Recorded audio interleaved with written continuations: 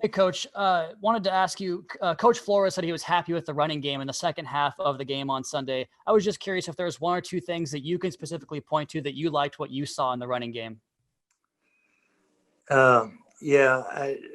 had a couple of bigger runs in the second half, especially when we were trying to run some clock and get it down the field with the running game instead of trying to throw it all over the park.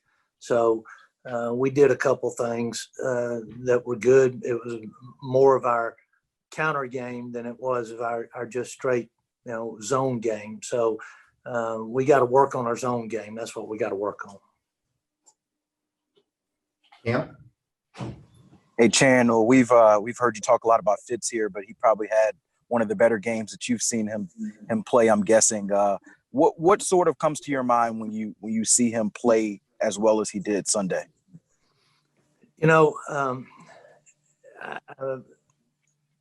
He does things with this offense that we have that are truly amazing to me. He really does. He sees things.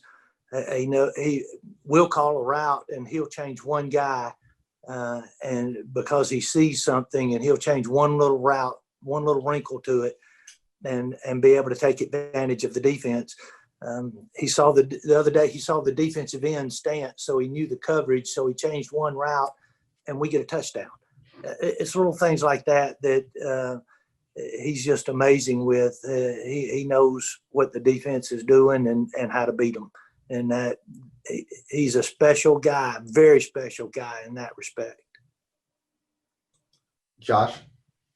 Hey, Chan, how big of a step in the right direction did Preston Williams take, and what do you think this could do for him moving forward for this season? It was just a matter of time, in my opinion. He's been practicing well. He's been working on his routes. He's been doing some good things. It just when you got several good players, everybody doesn't get the ball. This is one of those times where he got the ball and he took advantage of it and made plays. And to me, that does nothing but help our football team. Now, they got to worry about him. They got to worry about DP on the other side, Jakeem. They got Mike. They've got a lot of things to think about. And I was glad we were able to get him more involved. And now it just creates more open opportunities for everybody now that he's back on track. I hate to use that term because he wasn't off track. It just hadn't happened for him yet. Joe? Hey, Chan, good morning to you. What went into the decision to insert Robert Hunt in at right tackle, and how did things look on the right side of that line with the two rookies when you broke it all down? Our plan all along had been work Robert in at right tackle if something happened. That had been Steve does a great job. Steve Marshall does a great job of getting guys ready in case we get an injury. And he had been working Robert at right tackle. Jesse had been working a little bit at left tackle. And we just worked those scenarios. We started, Flo told us to start working that back 3 weeks, 2.5 weeks before the first ball game. So we've been working that. So that it wasn't a spur of the moment decision. We had been planning. If something happens, this is the direction we're going to go. And the players knew it. I mean, it wasn't like it was a shock to them either. And he did a good job. Is it me? Okay. Hey, Chan, just kind of following up earlier on Fitz. We talked to Mike Gesicki yesterday, and he called him his favorite teammate he's ever played with. I'm just curious what it's like for you, knowing him so well to coach with. How would you describe him as far as among the players you've coached? Wow, that is a tough question because you hate to ever label anybody your favorite, because then there's a bunch of other guys you've been close to and through the years that might get offended, and I wouldn't want to offend anybody.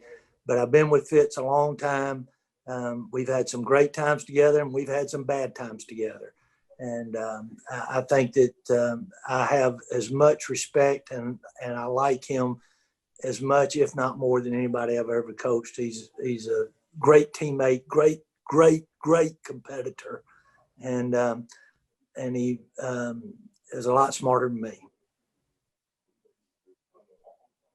Joe Shad. As Omar would say, wanted to ask you about Bowden. That's a media joke. He always says, wanted to ask you. Okay. Bowden. So I think he started at receiver and then took at least 3 snaps at Wildcat. How many options does him being at Wildcat give you? And how is his route running and understanding of the offense coming along for the slot position? I'll answer the second part first. He's learning. He didn't get any of the preseason. He didn't get any of the base stuff. Since he's been here, we've been game plan, and that's a little bit tougher to learn everything when you don't get the base concepts down from day one. So it's been a longer process for him than somebody that got here the first day of camp.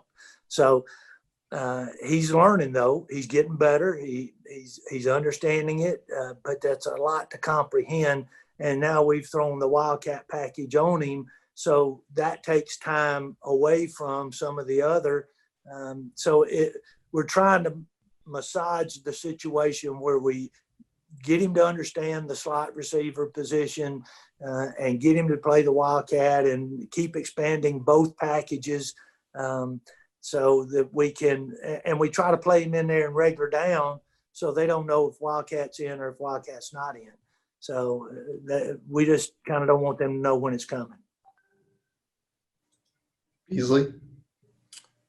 I wanted to ask you about the Jets. I think they're 29th, 30th, 31st, something like that in points allowed. They're pretty bad when it comes to yards. Has what they've done been a reflection of just not getting a lot of help in their offense and being on the field a ton, or there's some parts of that defense you feel like you guys can really attack this weekend? I don't know what the situation is. I only look at one side of the ball. Coach Flo can probably give you a better overview answer there. But what I see is a group on defense that's flying around, and they've given up a bunch of big plays. That's where the yardage and the points have come from is a bunch of big plays. There've been, some drives down the field, but you have to fight for every yard against this crew. They're flying around the football field pretty well right now. And so we've got to take advantage of the opportunities when we get a chance to make a big play and then if we don't get those opportunities, if they decide to go back and play it soft and not give you the big plays, we got to be good enough and detailed enough to work it down the field and punch it in the end zone when we get down there.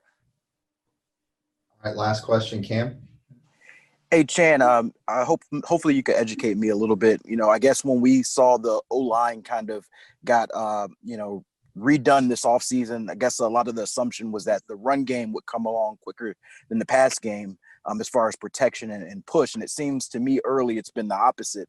And I'm just kind of curious of why, you guys have been maybe so successful in pass blocking early and maybe why it hasn't, translated as much in the run game as much as you've wanted. Well, I'm going to go back and say what I said earlier about Steve Marshall. He does a great job of teaching protection and concepts, and Lim is right in there helping these young players, especially work on their techniques and their sets, and we work pass protection a lot. And really, the run game is more of a process of they're putting an extra guy in the box. So if they put extra guys in the box, guess what? We're going to throw it. We're not going to try to run uphill. And we've tried to force it a few times just to keep them honest and hadn't made a lot of yards on it. But I think we're I think we're capable of it. And I think if people start taking away the pass, then we'll start running it better. If they keep playing the run down there with the extra guy in the box, we're going to keep throwing it. So we just try to take advantage of what the defense has given us. Hey, Coach. Good morning. Since this was a good overall performance in terms of pressure and coverage, and it was just a lot of good. What may be not so obvious after you reviewed the film were you very pleased with? Well, I think, win, lose, I think you go back every week and, for me personally, it starts with myself. And then you kind of look at the things that we're doing and you kind of just self-evaluate. And I think there's always good things and bad things each week. And the things that we're not doing so well, we need to work hard to improve that because, ultimately they'll show up again. There's a lot of coordinators in this league. They'll test you to make sure that you got stuff corrected. We're working hard to do that. So I think the approach is the same. I mean, you start over we're done with San Francisco. We're on to the Jets. We got a division opponent this week. It's a big game for us and all our time, effort, and energy is into the Jets. Travis? Hey, Coach, wanted to ask you about Eric Rowe, a guy you've been around since 2016 when he got to New England, and you really saw him fight through, injuries in those early days. I just was curious, what does it mean to you to see him really thriving here? And can you turn that into something of a coaching point with how maybe the rest of the guys deal with and overcome adversity? Well, I think the good thing is for Eric that, he's a mentally tough kid. He's a hard worker. He's constantly striving to improve, which is what we ask him to do. And I think he's seeing, some results of that. Like everybody, there's things that he's got that he can continue to work on.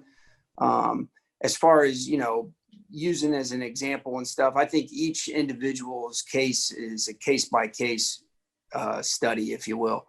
I think things, sometimes things can start off good for a guy, then they have to deal with a little bit of adversity and then they can come back. Sometimes guys, just need a chance. And then there's other times that, it doesn't start off so good and guys, work their way to that. I think it's different individual to individual. But again, Eric is a hard worker. He's been able to, handle the ups and downs. He's a good professional. He puts in a good day's work and, we're going to continue to ask him to do that. Adam? Josh, Xavier Howard now leads the league with 3 interceptions. Is I think 15 since the end of 2017, or the most in the NFL, even though he missed basically a season. Is he back now to where he was pre-injury? Is he the guy now that's a top 3 cornerback in the NFL? As far as the stats and, the evaluations and, comparisons, that's probably a question for somebody else. I mean, what our focus is just getting the best out of each individual player, week to week. Obviously like we've said time and time again, if you see guys out on the field, we feel like that they're good to go and they can help us. And I think with all of us, and it's really been a week deal, is we're striving hard to improve, to be the best we can collectively as a group. Steve? Coach Jerome Baker, after the game, attributed the pass pressure that you all were able to generate on moving guys around, lining them up in different places, and said some of that was even based on decisions the players made just before the snap. Did you see it that way? And I'm wondering how much flexibility for the players is built into the system. Well, I mean, ultimately, there's no coaches out there in between the white lines on Sunday. So, I mean, it's the players making decisions. You try to build it in so that those guys have flexibility within calls to change things, to see things, so they can go out there and play fast at a high level. There's a structure scheme that we put out there. And then, within certain things or certain things that they see, guys can have the ability to adapt based on certain parameters, which, I think our communication's improving as a group. We still got a long way to go. We're working hard at that. We're working hard on that in the meetings and at practice. And, hopefully it carries over to Sunday. And it's a hard thing to get, 11 guys all on the same page. And that's what we're working to do. And then you can have a variety of different guys out there from time to time. So really, again, it's a credit to the players putting in the time, the effort, and the energy to get it right. Stop it. Hey, Coach. Good morning. I wanted to ask you about, Devon Gotcha, how his contributions to the defensive line have helped you guys, and how do you guys kind of move forward with this D-line rotation, if he does have to miss some time with the biceps injury? Well, again, we'll just see how it goes. I know Flo kind of deals with the injuries. We've been busy game planning, most of the morning here. But Devon's, his leadership, his work ethic, all that stuff has been great. He's been a mentor to the younger guys, and on top of that, he's been able to give us some production on the field. So, nothing but good things to say about him. And like everybody else, he's continuing to strive to make himself, the best player he can possibly be. So, as a coach, you always, you hope all of your guys are available to you. And it, whatever the scenario is, we just kind of deal with it from there. Joe? Sorry. I could ask you about Steeler every week because he's just a beast. But instead, I'll ask you about the youngster Raekwon Davis, who maybe will be in line for some more playing time. How is his progress coming along? What does he have going for him? What does he still need to do better? Well, I think like all young guys, there's some ups and downs, and I think you kind of have to, one, learn what the NFL is about, two, learn about being a professional, which I think Raekwon's working hard to do all those things. And, it's hard to perform in this league. It's hard to win in this league. And, that there's a constant, reminder of, hey, you need to get better on this. You need to get better on this. Or, hey, this is good. Let's build on this. And, I think Raekwon comes in. He loves football. He puts in a good day's work. We're going to hope that continues to improve week by week, which is what we're all striving to do. Alan? Good morning, Josh. My question also is about concerning Raekwon. How ready is he to handle a bigger workload? Again, Raekwon, he's been out there for a handful of snaps for us. Like what the workload is, obviously for us, that's going to depend on a week-to-week basis. Obviously we're ultimately striving to put our guys in the best position to succeed. Raekwon's a guy that we have a good amount of confidence in. We've put him out there. Like I said, hopefully he continues to grow as this season moves along. All right, we go to the final question. We'll go to Travis. Hey, Coach, you had Bobby McCain, Xavier Howard, and Byron Jones on the field there for over 150 snaps in the game. I was curious what you saw from that first extended playing time from the three of those guys together, the way they communicated and handled the 49ers passing game throughout the course of that game. Well, I think as a group, as a team, whether it's D-line, linebackers, secondary, there's a lot of communication that goes out on the field. I think as a group, we're getting better. I think Bobby obviously spearheads a lot of that communication with the linebacker group. But I would say that, it's really a credit to the players putting in, I would say, not only the time that we spend here, putting in some extra time, meeting and talking over situations, what they see on this, what do you see on this? I think the work ethic that we're getting has been outstanding. We need to continue to do that, and we need to continue to improve. And that's what we're working for. We got a big challenge this week, like I said. with the Jets coming up, a divisional game that, all of us are going to put all of our time, effort, and energy into that. Hey, Danny, good morning. Good to see you. Two guys. Football Outsiders. I don't know if special teams coaches look at that, if that's one of the more popular formulas, but they say you're doing a good job. They have the Dolphins special teams unit overall at number 2 in NFL.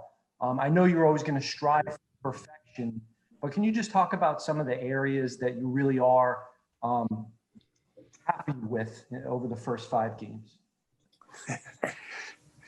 I don't know if I'm ever happy, but I think the biggest thing is I think our group is getting better every week.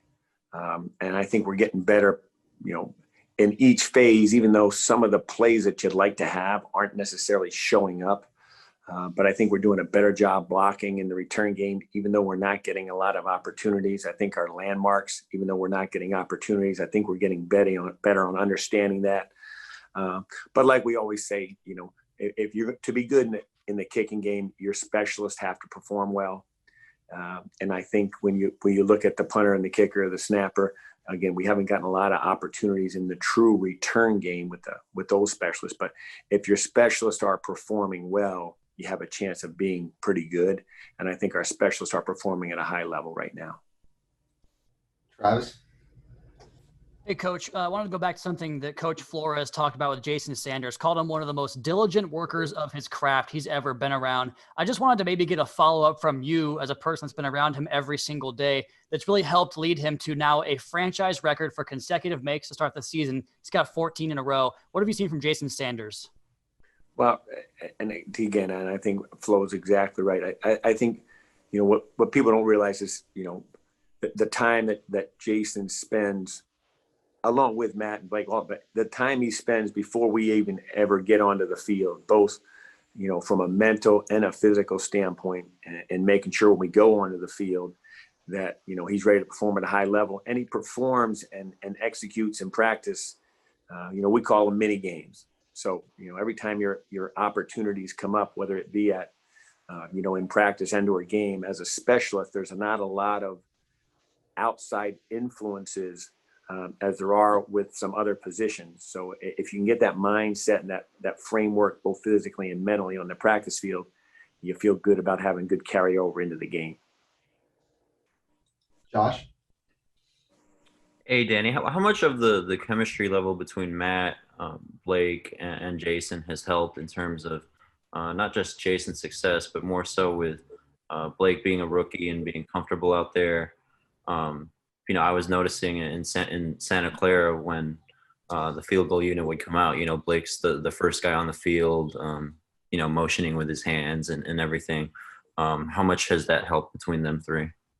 Well, I think that's always important, when you look at that battery, to the confidence that each guy has in the other guy performing at a high level. And at the same time, you talk about it, being able to feel comfortable about somebody bailing the other guy out when something may necessarily not go as exactly as planned. There may be a time when the holder needs to do something special with the ball. There may be a time that the kicker's got to bail out the holder. There's going to be times that, all that stuff goes together. And again, that just comes down to repetition and spending time together on and off the field. So when you do it on the field, there's great confidence in one another. Joe? Danny, I believe Jakeem had a fumble in this game.